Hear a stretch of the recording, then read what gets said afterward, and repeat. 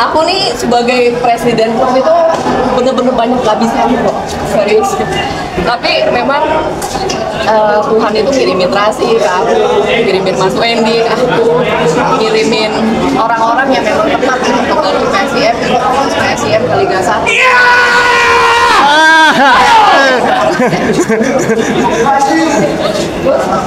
Puji Tuhan juga dengan squad yang timbul dari sekarang ini memang kerja keras dari Rasi bersama juga dengan tim pelatihan.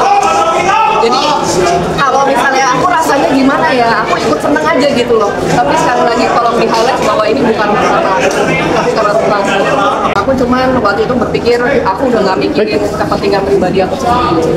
Aku udah gak mikirin kayak mau orang maki aku kayak mau gimana gitu. Aku cuman satu yang aku pikir adalah ini lolos dulu. Gitu. Aku kepengen dan aku selalu kan karena aku kan pemimpinnya paling di atas. Jadi aku mesti menyemangati anak-anak aku juga gitu. Aku gak boleh gitu. Jadi walaupun sebenarnya aku tuh pengen nangis, pengen resign, sampai pernah gitu. Aku kan nginep di hotel gitu teman wartawan ya. Pernah waktu itu aku mau check out. Waktu itu kondisi PSIM itu lagi down.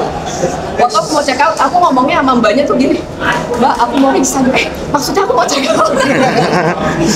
Jadi, tapi aku udah mikir, enggak lah. Ini sedikit lagi, tapi kenapa ya? Aku punya keyakinan bahwa kita bisa lolos gitu ya. Aku punya keyakinan itu. Terus terlebih lagi ketika kita masuk ke 8 besar tuh Mas. Ketika kita masuk ke 8 besar, aku tuh sebenarnya dengan suara yang aku belum ngomong ini juga ke first team karena aku takut aku jumawa.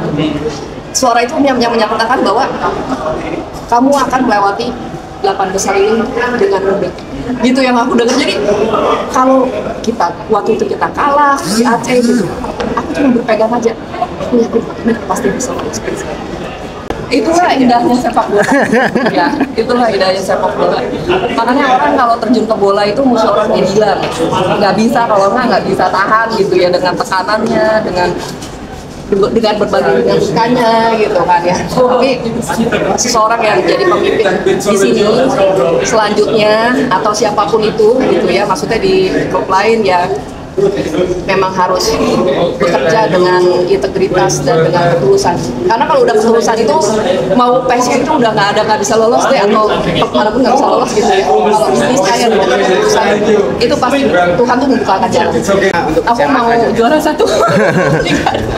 Tadinya kan aku berdoa ya, aduh Tuhan ya udah aku cuma pengen PSIM lolos aja udah gitu kan ya. Udah Tuhan yang penting lolos. Tapi sekarang kok mintanya kayaknya banyak maunya ya.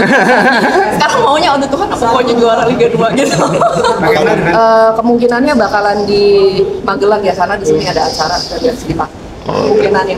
Tapi nanti coba kita karena tanggalnya aja antara 25 atau 26 masih belum tahu gitu. Ada. Karena kita kan mikirin juga untuk mobilitas ke lokasi gitu kan. Yang paling aman yang mana nanti akan fokus juga dengan Mas Wendy. Dengan Mas Wendy sebagai ketua. Bonus kemarin udah ditanya. Ya kan udah pasti lolos ini.